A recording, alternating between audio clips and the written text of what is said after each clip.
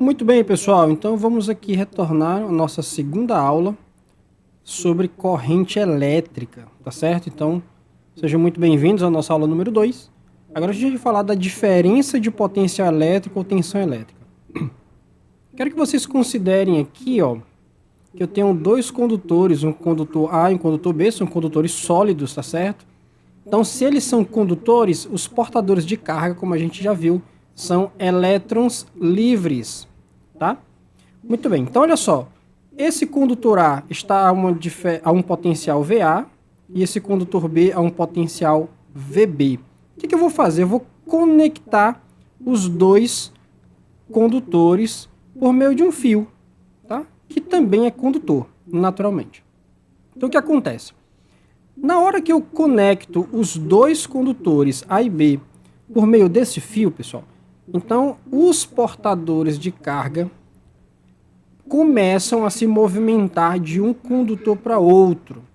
Na eletrostática, nós aprendemos que os portadores de carga negativo buscam regiões de maior potencial. Então veja, como a placa A está com maior potencial do que a placa B, né? Está representado por esse símbolo aqui, ó. Então, os elétrons livres tendem a buscar o maior potencial. Isso quer dizer, então, que eles tendem a se mover buscando a placa A, porque ela tem um potencial maior do que a placa B. E, por outro lado, a gente também aprende da eletrostática que o campo elétrico produzido, esse campo elétrico é produzido aqui no interior desse fio, tá certo? Esse campo elétrico, ele é no sentido do menor potencial. Então, vamos tomar cuidado com essas questões, tá certo? Então, os portadores de carga negativo buscam o maior potencial e o campo elétrico, ele se dirige no sentido do menor potencial. Então, o campo elétrico, ele aparece no fio, apontando nesse sentido aqui, ó, do A para o B, ok? Então, veja que nós falamos na aula anterior que corrente elétrica era o movimento ordenado de cargas, né, de portadores de carga. Então, na hora que eu começo a ter os elétrons aqui livres se movendo nesse sentido, saindo do condutor B indo para o condutor A, eu coloco aqui nesse sistema, surge aqui nesse sistema o que eu vou chamar de corrente elétrica. Mas observe que o que produziu essa corrente elétrica foi exatamente a diferença de potencial entre os dois condutores. O condutor A tem um potencial maior do que o condutor B, então essa diferença de potencial entre os dois condutores foi que possibilitou o movimento de portadores de carga da placa B para a placa A, por exemplo. Tá certo? Então nós vamos definir dessa maneira, ó. A corrente elétrica ela é causada por uma diferença de potencial elétrico. Essa diferença de potencial ela é, por vezes, abreviada pela sigla DDP. Então, toda vida que nós falarmos sobre DDP, nós estamos falando sobre uma diferença de potencial, tá bom? Então, diferença de potencial elétrico. Ou tensão elétrica também é muito comum ser chamado de tensão elétrica, tá certo? E essa diferença de potencial, pessoal, ela tende a deixar de existir quando esses potenciais se equilibram. Quando esse potencial aqui se equilibra com esse potencial aqui, tá certo? Então, quando eles se equilibram, não tem mais porque os portadores de carga negativo, por exemplo, buscarem o potencial maior, uma vez que ele está igual ao potencial do condutor em que eles estão presentes. Então, havendo equilíbrio, não há corrente elétrica, havendo equilíbrio entre os potenciais. Ok? Então, quando que a corrente elétrica cessa? Quando a diferença de potencial se anula, quando eles entram em equilíbrio. Esse tipo de corrente nós chamamos de corrente transitória, tá certo? Que é uma corrente que, logo que há um potencial, que os potenciais se equilibram, então ela deixa de existir. No entanto, para fins mais tecnológicos, para fins mais práticos, é muito importante que nós não tenhamos correntes dessa natureza, que cessam rapidamente. Então, a gente precisa de correntes não transitórias, tá certo? Essas correntes não transitórias, elas são possíveis quando nós inserimos no nosso sistema físico, no nosso circuito, tá certo? Um dispositivo que nós vamos chamar de gerador. O gerador, pessoal, ele é um dispositivo que garante a diferença de potencial entre os dois condutores, tá certo? Esse gerador, ele pode ser uma pilha, ele pode ser uma bateria. Então, o que é que ele faz? Ele permite, ele é um dispositivo que garante que o potencial do condutor A continue maior que o potencial do condutor B. Havendo essa diferença de potencial, então nós temos os portadores de carga se movendo de uma placa para outra, né, de um condutor para outro. No caso aqui, indo do B para o A. Isso faz com que esses portadores de carga também trafeguem por esse fio que liga o condutor A ao gerador e assim passe para o B. E aí nós temos uma corrente que nós chamamos de corrente contínua, que fica circulando aqui nesse sistema físico, tá certo? Então, lembrando, o gerador é esse dispositivo que nós usamos para manter a diferença de potencial entre os condutores A e B, de modo que a gente consegue manter, assim, uma corrente elétrica. A gente chama de corrente não transitória, tá bom? Que é essa corrente que fica ali enquanto o gerador estiver atuando no sistema. Essa corrente existe porque existe diferença de potencial entre os condutores. Então veja que eu estou dando bastante ênfase porque essa questão da diferença de potencial ela vai nos acompanhar durante todo esse curso de eletrodinâmica. A diferença de potencial é que produz correntes elétricas, tá certo? E aquele conceito anterior que eu comentei nas sessões acima, que as cargas negativas buscam o maior potencial, assim como as cargas positivas buscam o menor potencial, e também o fato de que o campo elétrico busca também o menor, está direcionado do maior para o menor potencial. Esses conceitos são importantes, então é bom que você possa revê-los sempre, tá certo? E anotar essas informações que eu estou falando aqui na aula, tá bom? Agora nós vamos falar propriamente dito da intensidade da corrente elétrica. Afinal de contas, essa corrente elétrica que nós já sabemos conceituá-la é o movimento ordenado de cargas e só existe quando há uma diferença de potencial entre dois condutores. Então, e como que a gente faz para calcular o valor numérico dessa corrente? Afinal de contas, a gente sabe que existe um valor numérico, né? A gente está acostumado a ouvir, né? A corrente na tomada, a corrente que passa pelo circuito, enfim. Então, existe uma maneira de como calcular essa corrente. Então, primeiro eu quero que vocês imaginem aqui esse sistema físico que é um circuito, tá? E nós temos aqui um condutor sólido. Esse aqui é um condutor sólido, tá? Para garantir que os portadores de carga são elétrons livres. Aqui nós temos um gerador, que é uma pilha. Lembra que a pilha tem um polo positivo e um polo negativo, tá certo? Isso aqui, pessoal, é para indicar, ó, esse polo positivo é para indicar maior potencial, tá certo? Maior potencial. E esse polo negativo é para indicar menor potencial, ok? Então, a pilha tem um potencial maior. Esse potencial maior, ele é conectado com o potencial maior do condutor, né? É como se aqui fosse o lado A e aqui o lado B, como se fosse aquelas placas que a gente viu agora acima, tá certo? Então, o A tem um potencial maior e o B tem um potencial menor, ok? Então, na hora que isso aqui acontece, lembra que os portadores de carga buscam o maior potencial, então os portadores de carga começam a caminhar para esse lado aqui do condutor. O campo elétrico é direcionado no sentido do menor potencial, nós já vimos isso, né? Isso tem uma relação inversa na questão dos sentidos, né? E aí nós convencionamos o sentido da corrente elétrica como sendo esse sentido aqui, ó, que é oposto ao sentido do movimento dos portadores de carga negativa. Então, veja, se as minhas cargas negativas se movem para a esquerda, a minha corrente, o sentido dela é convencionado ser para a direita. Se as minhas cargas negativas se movem para a direita, então o sentido convencional da corrente é para a esquerda. Tá certo? Nós vamos convencionar sempre desse modo, tá certo?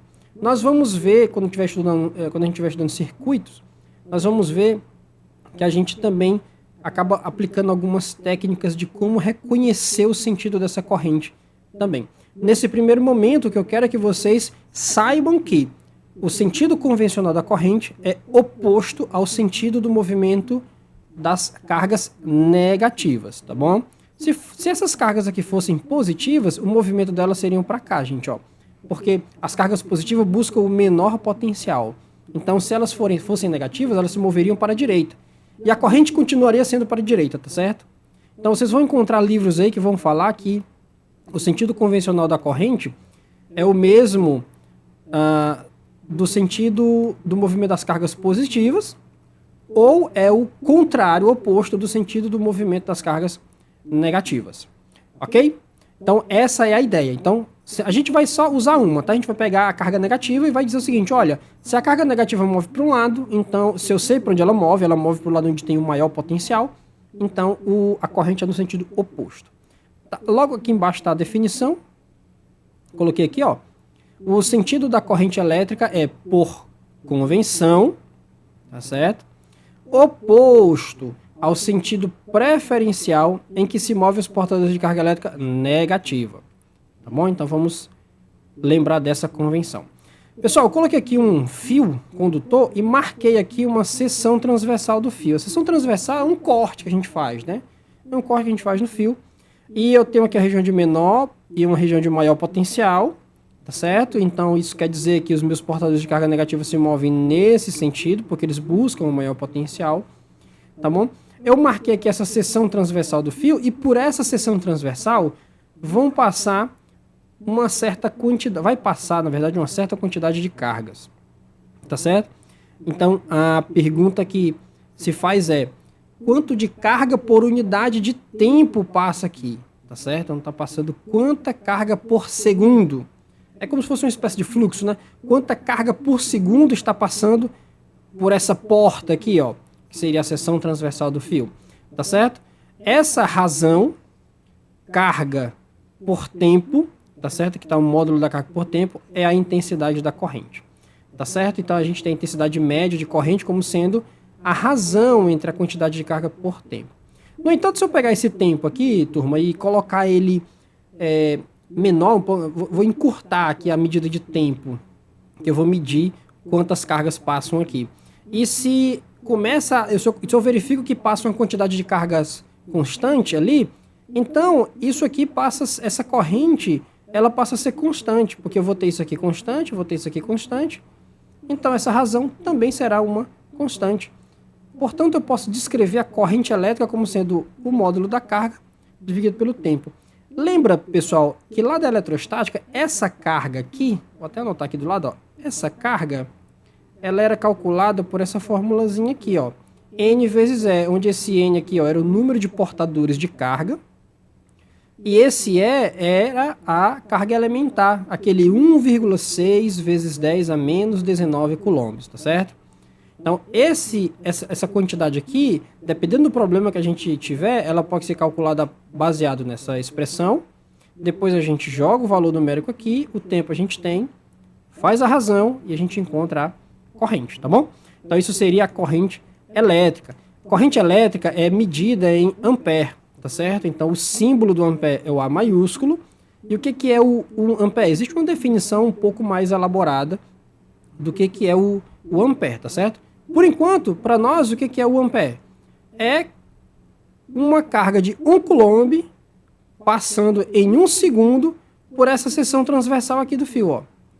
Se por aqui passa uma carga de 1 coulomb em 1 segundo, então isso aqui corresponde a 1 ampere, tá certo?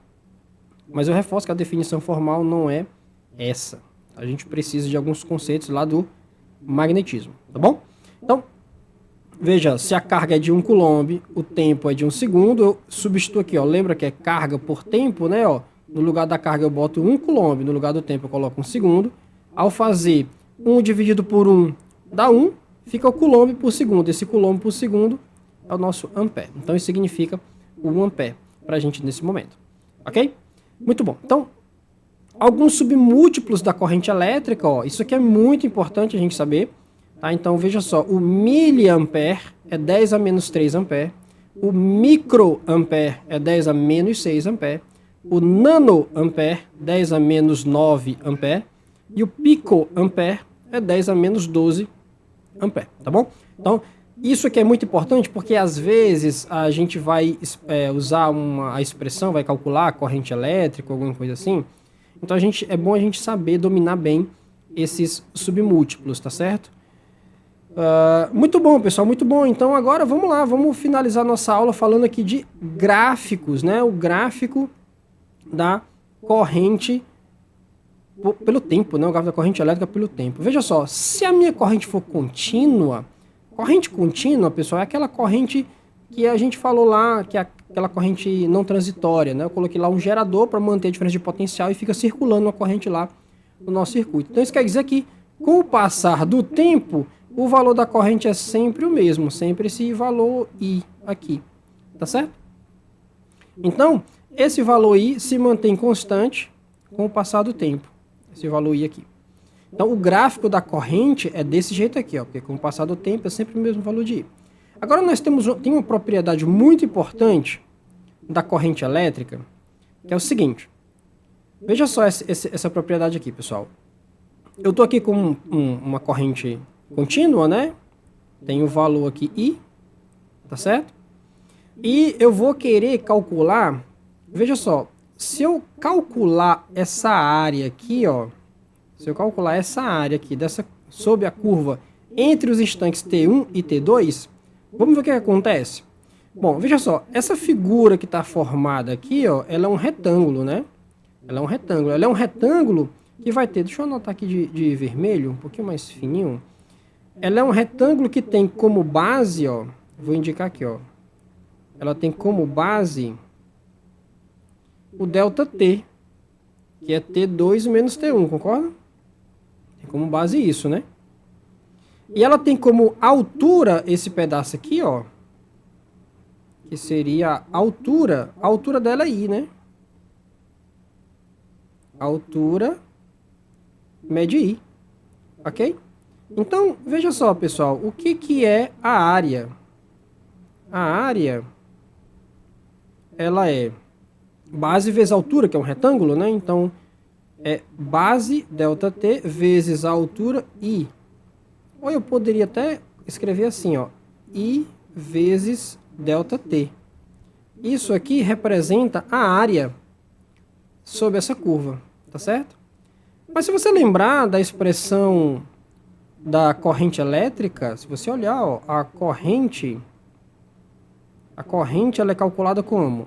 I é igual ao módulo da carga dividido pelo tempo, tá? Eu vou evitar o módulo aqui, mas saiba que essa carga aqui é o módulo dela.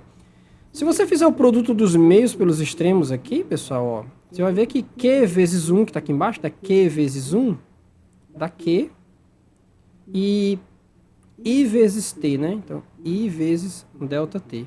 Olha só que interessante. Então, esse produto I vezes ΔT, que representa a área, ele também representa a carga. Logo, a gente pode dizer que a quantidade de carga ela é numericamente igual à área sob a curva. Sob a curva. Entre os instantes T1 e T2, que é que nós estamos trabalhando aqui. Tá certo? Então, esse resultado é muito importante. Eu já tinha antecipado ele aqui, ó. Tá? Mas é muito importante. Por que esse resultado é importante, né? Porque quando você pega um gráfico corrente por tempo, esse gráfico aqui, é um gráfico de corrente contínua. Então, você nem precisaria fazer isso, né? Se você tiver esses instantes aqui, você calcula direto nessa fórmulazinha aqui, ó. Só, pessoal, que essa fórmula ela se aplica para uma corrente constante, uma corrente que não depende do tempo. Então, veja, se você tiver um gráfico como esse aqui, ó, observe um gráfico como esse, ó. Um gráfico como esse, ó, para cada valor de t, eu tenho um valor de i, ó. Tenho 1 e 1, ó. Então aqui eu tenho um outro instante t2 e eu vou ter um outro i2 aqui, ó, um outro i, uma outra corrente. Então a minha corrente está variando com o tempo. No entanto, turma, essa propriedade de que a quantidade de carga é numericamente igual à área, ela se estende para esse tipo de gráfico. Por isso que é muito importante a gente dominar essa propriedade. Se eu quisesse, por exemplo, saber a quantidade de carga que passou por esse condutor, por esse fio, entre os instantes T1 e T2, bastava eu calcular essa área aqui, ó.